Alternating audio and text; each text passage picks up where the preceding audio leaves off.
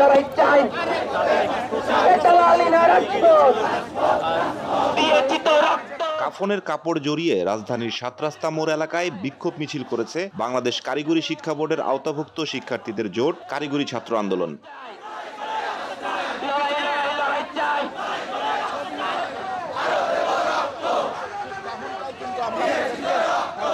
৬ দফা দাবিতে আন্দোলনরত শিক্ষার্থীরা আজ শুক্রবার দুপুর ২টার দিকে ঢাকা সরকারি পলিটেকনিক্যাল ইনস্টিটিউটের লতিফ হল গেট থেকে এই মিছিল শুরু করে। পরে মিছিলটি ৭ রাস্তা মোড় ঘুরে পলিটেকনিক্যালের দক্ষিণ গেটে এসে শেষ হয়।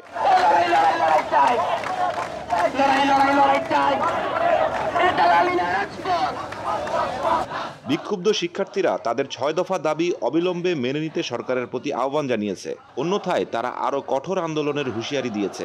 দেশে যাবে অন্যায়।